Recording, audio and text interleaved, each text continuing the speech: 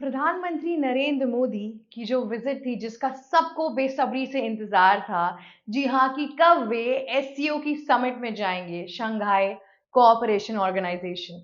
जैसे कि मैंने आपको पहले भी बताया है कि इस मीटअप से काफी लोगों की काफी एक्सपेक्टेशंस जुड़ी थी। जी हाँ, इसके बाद से क्या और कैसे होने वाला है, इंडिया और चाइना के रिलेशंस कैसे बनने वाले हैं, जैसे रशिया और इंडिया के हैं वैसा ही या फिर कुछ चेंजेस आएंगे, कुछ नेगोशिएशन आएंगे, कुछ लिमिटेशंस आएंगे, इन सब चीजों पर हम आज बात करेंगे। शुरुआत से पहले मेरा नाम शिव चित्रांशी है और आप देख रहे हैं एबीसी न्यूज। आगे चलते हैं। सबसे पहली चीज, जब प्रधानमंत्री एससीओ पहुंचे उनका बहुत अच्छा वेलकम हुआ। वहां पे हमें दोबारा से शास्त्रीय संगीत देखने को मिला, पूरा इंडियन रिप्रेजेंटेशन सब चीज का मिला। एससीओ समिट काफी अच्छी थी, वहां पे रोबोटिक्स के साथ लोगों का स्वागत किया जा रहा था। इंडियन मीडिया टीम्स भी बैठी थी वहां पे। और जब आमने सामने आए पीएम नरेंद्र मोदी और शी जिनपिंग, तो उनके बीच में जो सबसे पहले दो तीन चीजों पर बात हुई वो थी बॉर्डर डिस्प्यूट। गलवान घाटी के बाद जो हमारे पास बॉर्डर डिस्प्यूट था उसके ऊपर बात हुई, जिसपे दोनों ही देशों ने बोला कि हाँ, हमें उस चीज को ठीक करना चाहिए, हमें अपनी सिक्योरिटी लगानी चाहिए और हमें एक डेफिनेट या एक डिफाइन तरीके का बॉर्डर लाइन बनाना चाहिए आपसी देशों के अंदर। अब आप सोच रहे होंगे कि क्या ये शुरुआत है नई दोस्ती की, या फिर इंडिया ये सब कुछ सिर्फ इसलिए कर रहा है ताकि जो उसको यूएस से जख्म मिले उसको भर सके। पर मैं आपको बता दूं, ये नई शुरुआत है एक बायलैटरल टॉक्स की, पर एक फ्रेंडशिप की नहीं। इंडिया इस टाइम पे बहुत केयरफुली एक्ट कर रहा है क्योंकि हम चाइना के साथ डील कर रहे हैं। अगर हम भूलें ना, तो चाइना वही देश है जिसने ऑपरेशन सिंदूर के टाइम पर हमारी मिलिट्री की लाइव लोकेशंस और लाइव चीजें पाकिस्तान को दी थी। तो इस तरीके से ऐसी बहुत सी चीजें हैं जहां पे इंडिया को पहले भी धोखा मिला है, पर इस टाइम पर जैसी सिचुएशन बन रही है, सिर्फ इंडिया को ही चाइना की जरूरत नहीं है, पर चाइना को भी इंडिया की उतनी ही जरूरत है। क्योंकि डोनाल्ड ट्रंप 50% टैरिफ इंडिया पर तो लगा ही चुके हैं, लेकिन अगर रेयर अर्थ मिनरल की प्रोडक्शन में या फिर एक्सपोर्ट में थोड़ी सी भी कमी आई चाइना के तरफ से, तो उन पर भी 200% का टैरिफ लग सकता है, ऐसा ट्रंप ने पहले ही बोल दिया है। जी हाँ, इस टाइम पे जो टॉक्स चल रही हैं वो काफी पेचीदा है, काफी केयरफुली इंडिया रख रहा है, क्योंकि इंडिया के पास बहुत सी चुनौतियों हैं, बहुत सी चीजें हैं जिसपे एक सोची समझी चीजें रखना बहुत इंपॉर्टेंट है। चाइना के पास सीपेक है। सीपेक के थ्रू आप ये देखो कि सीपेक हमारा पीओके वाले साइड है जो इंडिया अपना पार्ट मांगता है, और जिसे पाकिस्तान ने हथिया के बस बैठा हुआ है। उस एरिया में चाइना ने इंडिया से जब पूछा कि आप इस सीपेक जो कॉरपोरेशन है इसमें आप एंटर करना चाहोगे, तो इंडिया ने साफ साफ मना कर दिया है। इंडिया अपने ट्रेड्स और चीजें बहुत क्लियर रख रहा है। इंडिया चाहता है कि हम ट्रेड करें, हमारे क्या कहते हैं बॉर्डर डिस्प्यूट खत्म हो जाए, उसके बाद से हमारी फ्लाइट रिज्म हो जाए, या मैं बोलूँ या फ्लाइट फिर से शुरुआत हो जाए हमारी आने जाने की, क्योंकि पहले इंडिया और चाइना के बीच में डायरेक्ट फ्लाइट्स नहीं थी।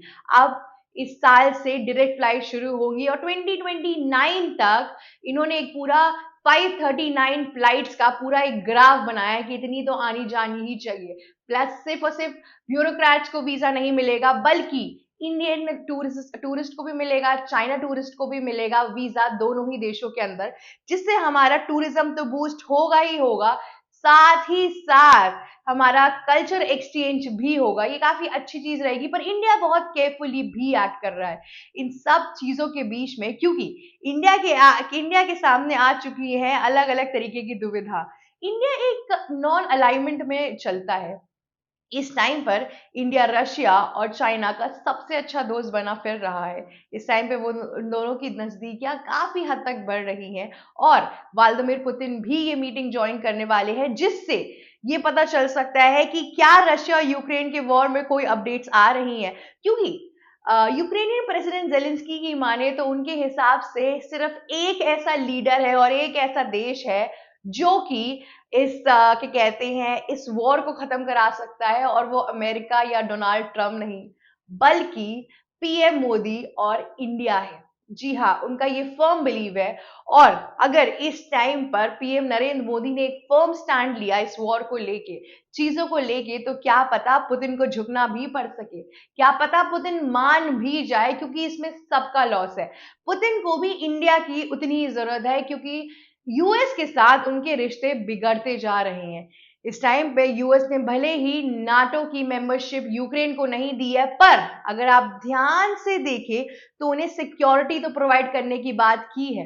इंडिया को इस टाइम पे काफी केयरफुली और सही से एक्ट करना है। इंडिया की इकोनॉमी बढ़ती जा रही है दिन भर दिन, पर इंडिया, अगर हम मिलिट्री और वेपन्स की बात करें, तो अभी भी इंडिया यूक्रेन के बाद दूसरा ऐसा देश है जो सबसे ज्यादा वेपन इंपोर्ट करता है, एक्सपोर्ट नहीं।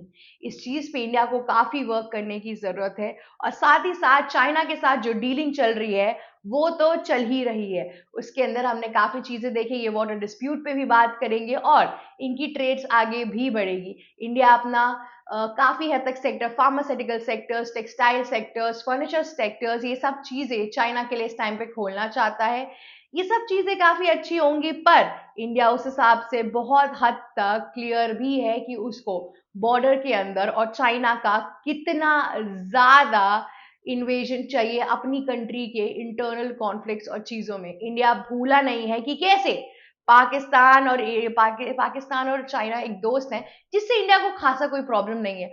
पर पाकिस्तान और चाइना के बीच में काफी हद तक ऐसे पॉलिसीज है, काफी इनिशिएटिव्स है जो इंडिया के इंटरेस्ट से दूर है। इस टाइम पे इंडिया के पास एक मल्टी पोलरिज्म, मैं बोलूं कि आप कहिए कि एक सबका सहयोग लेके चलने का जो तरीका इंडिया ने अपनाया था वो है। पर अगर आप देखिए तो यहाँ पे बड़ी कॉन्फ्लिक्ट ऑफ इंटरेस्ट आ रही है एक जगह, कॉट 7 जैसी चीजें, जहां पे क्या कहते हैं, जापान, यूएस, ये सब नेशंस भी बैठे हुए हैं। दूसरी ओर इंडिया ब्रिक्स का भी पार्ट है। तीसरी ओर इंडिया एक इजराइल यूएस के बीच में खादी प्रोडक्शन, इन सब चीजों को लेके एक पूरी ऑर्गेनाइजेशन है, उसके अंदर भी इंडिया पार्ट है। तो दूसरी ही ओर इंडिया के कहते हैं अब चाइना का दोस्त बनने वाला है। तो ये सब जो चीजें हैं, इंडिया बहुत अलग अलग जगहों पे है, चाइना बहुत बहुत अलग अलग जगहों पे उन्होंने एलाई बना के रखी है, चीजें हैं। तो इंडिया को बहुत केयरफुली एक्ट करना पड़ेगा कि किस पल्लू वो जाएगा, किस जगह को वो चुनेगा। ये इंडिया के लिए अब एक चूजिंग पॉइंट जरूर आ सकता है। वो किसी पर भी इस टाइम पे आग बंद करके भरोसा नहीं कर सकता है, क्योंकि गलवान घाटी में जो हुआ वो भी एक तरीके से अगर आप समझिए तो एक टर्निंग पॉइंट जरूर था, पर इंडिया ने जो जवाब दिया था उसकी कोई कहर नहीं है, जो चीजें नहीं है। तो इस टाइम पे चाइना भी डरा हुआ है कि अगर मैंने कोई गलती की तो इंडिया भी पावर पैक जवाब देगा। जब इंडिया 50% टैरिफ में नहीं झुका, तो और आप किसी चीज से क्या ही झुका लोगे आप इंडिया को, वो भी यूएस के सामने। तो इस टाइम पे ये जो दोस्ती है वो दोस्ती कम, एक तरीके से दोनों की जरूरतें भी हैं। जी हाँ, a friend in need is a friend indeed वाली चीज हर जगह चल रही है। पर इस टाइम पे जो यूएस का पूरा टैरिफ वॉर चल रहा है, या जो वो डोनाल्ड ट्रम्प जैसे भी टैरिफ फेंक रहे हैं लोगों के ऊपर, जो ईस्टर्न कंट्रीज हैं, रशिया, चाइना, इंडिया, इन सब कंट्रीज को काफी मिलजुट के काम करना पड़ेगा।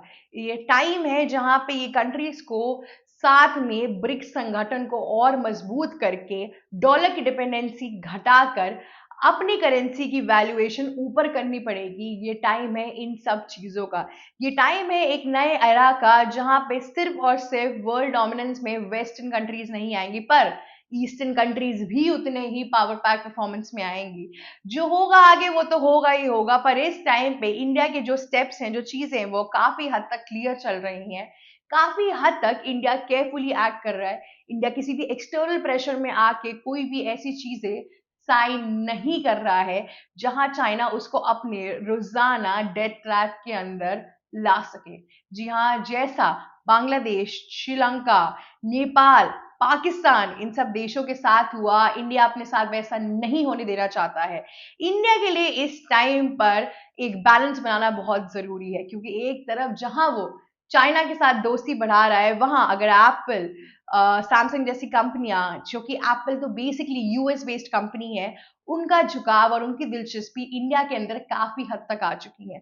जी हाँ, 2026 तक एप्पल के इवैल्यूएशन के हिसाब से वो $26 बिलियन का मार्केट इंडिया में खड़ा करना चाहते थे विथ मैन्युफैक्चरिंग एज वेल, जो कि एक बहुत ही, अगर आप देखिए, एक आईटी सेक्टर के लिए बहुत ग्रोथ भरी बात है। क्योंकि अगर आप देखिए, जो लोग यूएस जाते हैं मैक्सिमम वो आईटी सेक्टर के होते हैं, मेडिकल सेक्टर के होते हैं, और भी कई सेक्टर्स होते हैं, बट आईटी सेक्टर के लोग काफी हद तक अमेरिका और इन सब देशों में जाते हैं। अगर उनकी डेवलपमेंट, उनकी कंपनीज इंडिया के हब में बनने लगी, तो हम अपने अच्छे आईटी सेक्टर्स के लोगों को इंडिया के अंदर रोक के रख सकते हैं with their high paying job and high expectations of what they want.